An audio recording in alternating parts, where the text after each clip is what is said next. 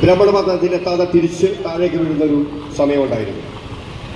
ഇന്ന് information technology രംഗത്ത് നമ്മൾ ഇത്ര കുതിച്ചുകയറ്റം നടത്തിയെങ്കിൽ അതിൻ്റെ പ്രധാന പങ്ക് നിങ്ങൾ ഞങ്ങളുടെ രാജ്യത്തേക്ക് വരും. നിങ്ങൾക്ക് ക്രയോജനിക് എന്ന സാങ്കേതിക വിദ്യ ഞാൻ തരാം. നിങ്ങൾ ആ സാങ്കേതിക വിദ്യ ഉപയോഗിച്ചുകൊണ്ട് റോക്കറ്റുകൾ ഉണ്ടാക്കും. നിങ്ങളുടെ ഉപഗ്രഹങ്ങൾ ആ ലക്ഷ്യത്തിന് വേണ്ടി ഞങ്ങൾ മറ്റൊന്നും ലക്ഷ്യമിച്ചുകൊണ്ട് അവരുടെ പ്രസ്ഥാനമാണ്. ആ പ്രസ്ഥാനം അവർക്ക് വേണ്ടി നമുക്കറിയാലോ.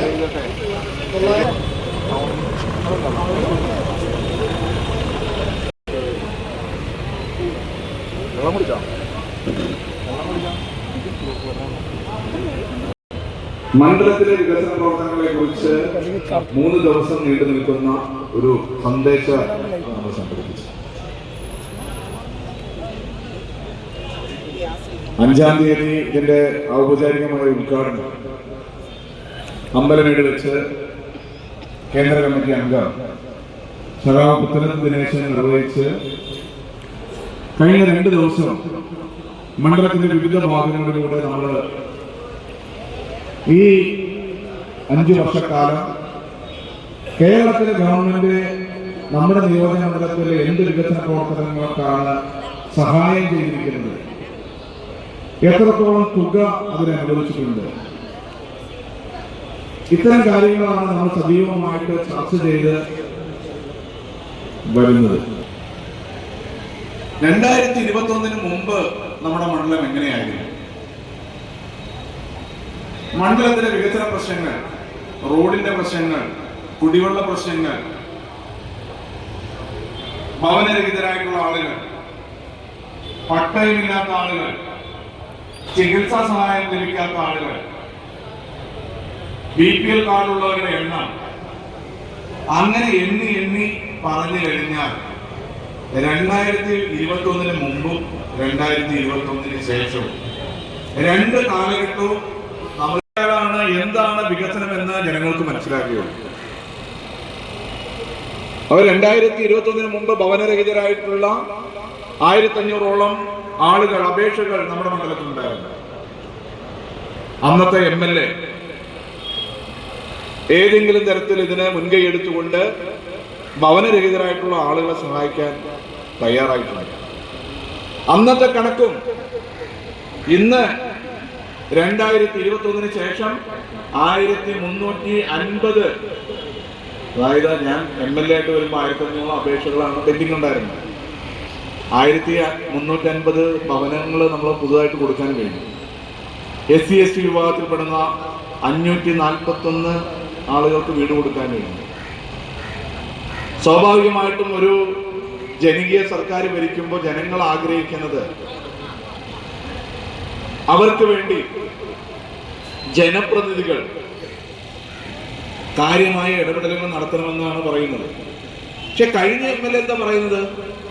മുൻ MLA VT സജീന്ദ്രൻ പറയുന്നത് 1ാം പിണറായി ഘട്ടത്തിൽ കുന്നത്താട് നിയോജക മണ്ഡലത്തിന് ഒന്നും ചെയ്തിട്ടില്ല. ഞാനൊരു ചെറിയ ഉദാഹരണം ഞാൻ പറയാം, ബാക്കിയൊന്നും ഞാൻ പറയണം. ഉദ്യോഗസ്ഥർ അവതാളത്തിലായി, എന്നിട്ടും നമ്മൾ നിലപാടെടുത്തില്ലേ? 8 കുടുംബങ്ങളാണ്. ആ 8 കുടുംബങ്ങളെ കുടിയൊഴിപ്പിക്കാൻ കഴിയില്ല എന്ന് ശക്തമായിട്ട് നിലപാടെടുത്തു. നമ്മൾ നിയമലംഘനമല്ല, നിയമത്തിലുള്ള പഴുതുകൾ നമ്മൾ കണ്ടെത്തി. വെറുതെയാണ് നിങ്ങൾ ഒരു LLB LLM കാരനായ MLA ആയിട്ട് തിരഞ്ഞെടുത്തത്. നിയമത്തിന്റെ പഴുതുകൾ നമ്മൾ മനസ്സിലാക്കി ആ പഴുതുകൾ ഉപയോഗിച്ചുകൊണ്ട് നിയമപരമായിട്ട് തന്നെയാണ് തടഞ്ഞത്. അല്ലായിരുന്നെങ്കിൽ ഈ 8 കുടുംബങ്ങൾ ഇന്ന് തെരുവിൽ കിടക്കേണ്ട ഒരു സ്ഥിതി വരില്ലായിരുന്നു. നമ്മൾ ഇടതുപക്ഷം ഭരിക്കുമ്പോൾ, ഹൃദയപക്ഷം ഭരിക്കുമ്പോൾ 8 കുടുംബങ്ങളെ കുടിയൊഴിപ്പിക്കാൻ ഒരു കാരണവശാലും സമ്മതിക്കരുത്. നമ്മൾ ശക്തമായ നിലപാടെടുത്തുകൊണ്ടാണ് ഇന്നും അവര് അവിടെ താമസിക്കുന്നത്. കേസുകളൊക്കെ ഉണ്ടായി. കേസുകളൊന്നും നമ്മൾ ഭയപ്പെടേണ്ട കാര്യമില്ല. ഇത് ജനകീയ ഇപ്പോ കുന്നനാട് പഞ്ചായത്തിൽ പാങ്കോട് ഒരു ദിവസം അവിടുത്തെ ആളുകളെ വിളിച്ച് പറയുക, MLA ഞങ്ങളുടെ നാട്ടിൽ ഒരു വീട്ടിൽ 100 തെരുവ് നായ്ക്കൾ താമസിച്ചു. ഞാൻ സ്ഥലത്തെത്തി, നിൽക്കാൻ കഴിയുന്നില്ല. കാരണം അത്രത്തോളം മോശമായിട്ടുള്ള സ്മെല്ല്, ഭക്ഷണം കിട്ടാതെ പട്ടികൾ കുരയ്ക്കുന്നു. ഇത് പറയുമ്പോൾ തന്നെ ഒരു കാര്യം കൂടി ഞാൻ പറയട്ടെ. എന്നെ ചില ആളുകൾ വിമർശിക്കുന്നുണ്ട് ആ വിഷയത്തിൽ ഇടപെട്ടുകൊണ്ട്. പട്ടികളെ തെരുവിലിറക്കി. ഞാൻ 2 തെരുവ് നായ്ക്കളെ എടുത്തു വളർത്തുന്ന ഒരാളാണ്.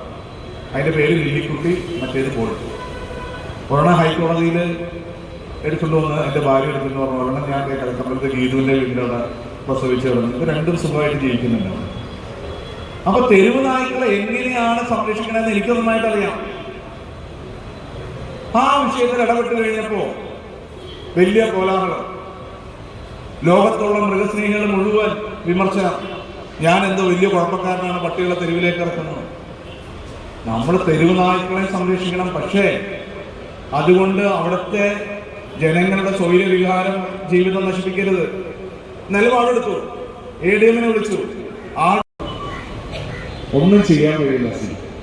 കാരണം നിങ്ങളുടെ അവിടെ ഒരു മുതലാളി ആ വർക്ക് മനഃപൂർവ്വം ചിത്രപ്പുഴ പൂനാശ്ശേരി റോഡിലെ ഒരു റീച്ച് വരുന്ന ഭാഗം മനഃപൂർവ്വം തടഞ്ഞിട്ടിരിക്കുകയാണ്. 2021 കൊടുത്ത വർക്കാണ്. 2021 കൊടുത്ത വർക്ക് 6 വർഷമെടുത്താലും ഞങ്ങൾ ചെയ്യില്ല. അതിന് ചെയ്യാതിരിക്കാനുള്ള കാരണം എന്താ? കിഴക്കമ്പലം നെല്ലാട് റോഡ് MLA പൂർത്തീകരിച്ചു. എല്ലാ തടസ്സങ്ങളും ഒരിക്കലും നടക്കില്ലെന്ന് പറഞ്ഞ ഒരു വർക്ക് സമയബന്ധിതമായിട്ട് 52 മീറ്റിങ്ങുകൾ വിളിച്ച് ആ വർക്ക് പൂർത്തീകരിച്ച് ജനങ്ങൾക്ക് തുറന്നു കൊടുത്തു. MLA-യുടെയും LDF സർക്കാരിന്റെയും ഗ്രാഫ് ഉയർന്നു. മണ്ണൂർ പൂഞ്ഞാശ്ശേരി റോഡ് ഒരിക്കലും നടക്കില്ലെന്ന് വിചാരിച്ചാണ്. അത്രത്തോളം മോശം കിടന്ന റോഡാണ്. ആ വർക്ക് പരിഹരിച്ചു, ജനങ്ങൾക്ക് തുറന്നു കൊടുത്തു. ചൂണ്ടി രാമമംഗലം റോഡ് 12 വർഷത്തിലേറെയായിട്ട് നടക്കാത്ത റോഡാണ്. ആളുകളും മടുത്ത് തുറന്നു കൊടുത്തു. കോരങ്കടവ് പാലം 12 വർഷം ഒന്നും ചെയ്തില്ല. അതും പണി പൂർത്തീകരിച്ച് തുറന്നു കൊടുത്തു. അപ്പോൾ MLA-യുടെ ഗ്രാഫ് ഇങ്ങനെ ഉയർന്നത് മുതലാളിക്ക് ഹാലെല്ലാം വേറെ എന്തെങ്കിലും വേണം. മുതലാളി തീരുമാനിച്ച് എൻ്റെ ബിനാമി കോൺട്രാക്ടർ കൊണ്ട് ഞാൻ എടുപ്പിച്ച ഈ വർക്ക് ഒരിക്കലും ഞാൻ നടത്താൻ സമ്മതിക്കില്ല. എന്താ ചെയ്തയാള്? 6 തവണ നീട്ടിക്കൊടുത്തു. 7ാം തവണയിൽ വീണ്ടും വന്നു നീട്ടിത്തരാൻ. നടക്കില്ലെന്ന് പറഞ്ഞു. റിസ്ക് ആൻഡ് ക്വസ്റ്റൻ അയാൾ ഒഴിവാക്കി. ആരെ? ഈ വിജയ് കൺസ്ട്രക്ഷൻ. ആരാ വിജയ് കൺസ്ട്രക്ഷൻ? കിഴക്കമ്പലം പഞ്ചായത്ത് അടക്കം 2020 ഭരിക്കുന്ന എല്ലാ പഞ്ചായത്തുകളിലെ 100% വർക്കുകൾ ഇയാൾ മാത്രം, വേറെ കോൺട്രാക്ടറൊന്നുമില്ല. അങ്ങനെയുള്ള ഒരു കോൺട്രാക്ടർ, ആ കോൺട്രാക്ടർ 7ാം തവണയും വന്നപ്പോൾ ഈ വർക്കിൽ നിന്ന് അയാൾ ഒഴിവാക്കി. അയാൾ കോടതിയിൽ പോയി. നമ്മൾ പുതിയ കോൺട്രാക്ടർക്ക് വർക്ക് കൊടുത്തു. അയാൾ വർക്ക് ചെയ്യാൻ വന്നപ്പോൾ വീണ്ടും കോടതിയിൽ പോയി. അങ്ങനെ നിരന്തരമായിട്ട് കോടതി മുഖേന ആ വർക്ക് തടസ്സപ്പെടുത്തിക്കൊണ്ടിരിക്കുകയാണ്. ഏതായാലും ഈ അടുത്ത ദിവസം തന്നെ വീണ്ടും കേസ് വരും. നിയമപരമായിട്ട് നമ്മൾ അതിനെ മറികടന്നുകൊണ്ട് ആ വർക്ക് കൂടി പൂർത്തീകരിച്ചാൽ കുന്നത്തുനാട് നിയോജകമണ്ഡലത്തിലെ മുഴുവൻ റോഡുകളും BMBC നിലവാരത്തിലാവും. ഏകദേശം 300 കോടി രൂപയുടെ വർക്കുകളാണ് PWD വർക്കുകൾ മാത്രം നമ്മുടെ നിയോജകമണ്ഡലത്തിൽ നടന്നിട്ടുള്ളത്. കുടിവെള്ള ക്ഷാമം പരിഹരിക്കുന്നതിന് വേണ്ടി സാധാരണക്കാരായ ആളുകൾ ഒരു നേരത്തെ കുടിവെള്ളം കിട്ടാതെ എത്രയോ വർഷങ്ങളായിട്ട് ബുദ്ധിമുട്ടുന്നു. നമ്മൾ LDF 2021 മത്സരിച്ചപ്പോൾ നമ്മൾ പറഞ്ഞു കുടിവെള്ള ക്ഷാമത്തിന് ശാശ്വതമായ ഒരു പരിഹാരം ഉണ്ടാകും. 426 കോടി രൂപയാണ് 8 പഞ്ചായത്തുകൾ നമ്മൾ അനുവദിച്ചത്. ഇതൊക്കെ ജനങ്ങൾ അറിയണം. ജനങ്ങൾ അറിയാൻ വേണ്ടിയാണ് നിങ്ങൾ അറിഞ്ഞുകൊണ്ട് മാത്രം കാര്യമില്ലല്ലോ. ആളുകൾ ചോദിക്കും, ചായക്കടയിൽ ഇരുന്ന് ചോദിക്കും, കുടുംബശ്രീയിൽ ചെല്ലുമ്പോൾ ചോദിക്കും, കുടുംബശ്രീയിൽ എത്ര കോടി രൂപ ഈ പ്രാവശ്യം സർക്കാർ മാറ്റിവെച്ചിട്ടുണ്ട് ബഡ്ജറ്റിൽ? ഏകദേശം 300 കോടി രൂപ കുടുംബശ്രീക്ക് വേണ്ടി മാത്രം മാറ്റിവെച്ചിട്ടുണ്ട്. ഞാനൊരു ദിവസം ഇപ്പൊ ഞാൻ ഈ നിയമസഭയിലെ എന്റെ അറ്റൻഡൻസ് 90% കൂടുതലുണ്ട്. നിങ്ങൾ നൽകുന്ന അപേക്ഷകളാണ്. ഒരു ദിവസം ചെന്ന് കഴിഞ്ഞപ്പോൾ ഒരു ഓണാഘോഷത്തിന് ഈ ബഡ് സ്കൂളുണ്ട്, സുഖമില്ലാത്ത കുട്ടികളുടെ. അവിടെ ചെന്ന് കഴിഞ്ഞപ്പോൾ മക്കളെ കണ്ടു കഴിഞ്ഞപ്പോൾ വലിയ, കാരണം മക്കളറിയാലോ അവരുടെ മാതാപിതാക്കൾ അനുഭവിക്കുന്ന ബുദ്ധിമുട്ട്. അവരിൽ ഒരു പരാതി എൻ്റെ അടുത്ത് പറഞ്ഞു, സാറേ ഞങ്ങൾക്ക് ജോലിക്ക് പോകാൻ കഴിയുന്നില്ല, ഏതെങ്കിലും ഒരാൾ ഈ കുട്ടികളുടെ കൂടെ ഇരിക്കണം, ഞങ്ങൾ ഈ കുട്ടികൾ ബഡ് സ്കൂളിൽ പോയി കഴിഞ്ഞാൽ അവിടെ പോയിരിക്കണം, ഞങ്ങളുടെ വലിയ സാമ്പത്തിക ബാധ്യതയാണ് വരുന്നത്, സാർ അതിനൊരു പ്രതിവിധി കണ്ടെത്തണം. ഞാനൊരു കാര്യം പറഞ്ഞു, നിയമസഭയിൽ ഇത് ഞാൻ ഉന്നയിക്കാം. അങ്ങനെ അടുത്ത വരുന്ന നിയമസഭയിൽ ഞാനത് ഉന്നയിച്ചു, സബ്മിഷനായിട്ട് ഉന്നയിച്ചു. എന്താ ഉന്നയിച്ചത്? നിയമസഭയുടെ ചരിത്രത്തിൽ ആദ്യമായിട്ട് ഈ വരുന്ന കുട്ടികളുടെ ബഡ് സ്കൂളിലുള്ള ഈ ഇത്തരം മക്കളുടെ മാതാപിതാക്കൾക്ക് LSTD വകുപ്പിൽ താൽക്കാലിക ജീവനക്കാർക്ക് ഈ മക്കളുടെ മാതാപിതാക്കൾക്ക് താൽക്കാലികമായിട്ട് സംവരണം ഏർപ്പെടുത്തണമെന്ന് പറഞ്ഞു. കാരണം ജോലി കിട്ടുമ്പോൾ ഇവരുടെ മാതാപിതാക്കൾക്ക് ജോലി കിട്ടിക്കഴിഞ്ഞാൽ വലിയ ഗുണമാണത്. മന്ത്രി വളരെ അനുഭാവപൂർവ്വം അത് പരിഹരിക്കാമെന്ന് പറഞ്ഞു. ഏതാണ്ട് 3 മാസത്തിനുള്ളിൽ ഓർഡർ വന്നു. ബഡ് സ്കൂളുകളിലെ ആയമാരെ വെക്കുമ്പോൾ, ഹെൽപ്പേഴ്സിനെ വെക്കുമ്പോൾ ഈ മാതാപിതാക്കൾക്ക് മുൻഗണന കൊടുക്കണമെന്ന് ഓർഡറായിട്ട് വന്നു. ആയിരക്കണക്കിന് വരുന്ന മാതാപിതാക്കൾക്ക് വലിയ ആശ്വാസമായി. അവർ പിന്നീട് കണ്ടപ്പോൾ വലിയ സന്തോഷം. കാരണം സർക്കാർ അവരുടെ കൂടെയുണ്ട് എന്ന് അവർക്ക് മനസ്സിലായി. ബഡ് സ്കൂളുകളുടെ പ്രവർത്തനങ്ങൾക്ക് 100 കോടി രൂപയിലധികം സർക്കാർ മാറ്റിയും വെച്ചിട്ടുണ്ട് വിവിധ പദ്ധതികൾ. അതാണ് നമ്മുടെ ഇടപെടലുകൾ. നമ്മൾ വിചാരിക്കും ചെറിയ കാര്യമാണ്, നമുക്ക് കിട്ടുന്ന അപേക്ഷകൾ ചിലപ്പോൾ ഒരുപക്ഷെ അവരെ മാത്രം ബാധിക്കുന്ന വിഷയമായിരിക്കും. പക്ഷേ അവർക്ക് തോന്നണം, ഇദ്ദേഹത്തിനെ പോയി കണ്ടു കഴിഞ്ഞാൽ, അല്ലെങ്കിൽ ഈ നേതാവിനെ പോയി കണ്ടു കഴിഞ്ഞാൽ അതിനൊരു പ്രശ്നത്തിന് പരിഹാരം ഉണ്ടാക്കാൻ കഴിയും. വ്യക്തിപരമായിട്ട് പല ആളുകളും എൻ്റെ അടുത്ത് സമീപിക്കാറുണ്ട്.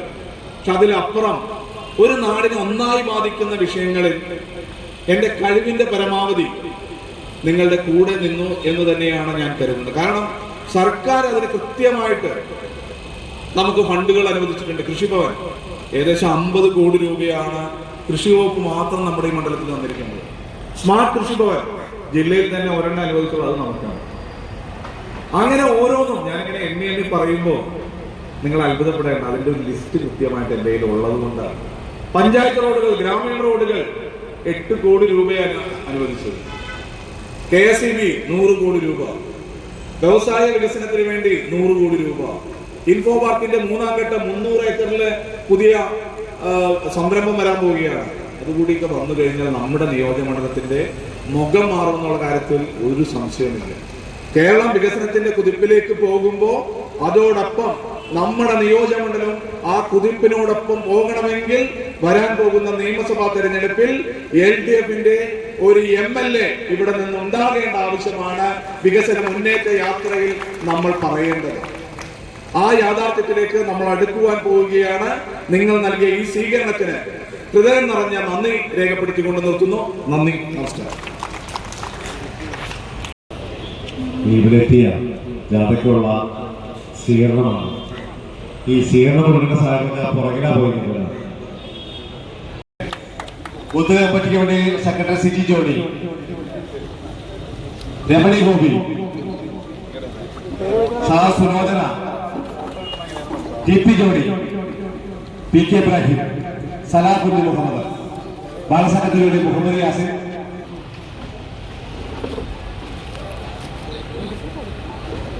ബൂത്ത് നമ്പർ 78 K മഹേഷ്, ചുവട്ടുകാരിയുടെ കുട്ടാക്കുടിക്ക് വേണ്ടി സെക്രട്ടറി സഹ PK നസീർ,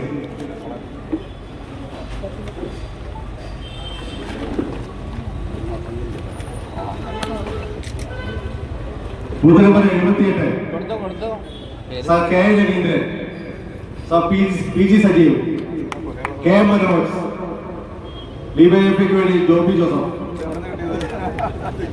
ബാലസംഘത്തിനോട് ശ്വേത മകൻ,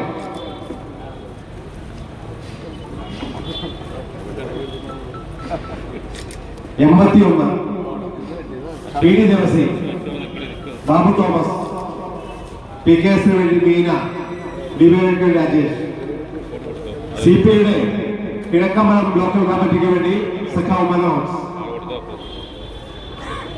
മഹിളയ്ക്ക് വേണ്ടി മിനി KS, കിസാനിന് വേണ്ടി അഫ്സത്ത് അലിയ, BKMന് വേണ്ടി ബിജു, AITCക്ക് വേണ്ടി സഖാവ് അലി. MLA സ്വീകരിക്കാം.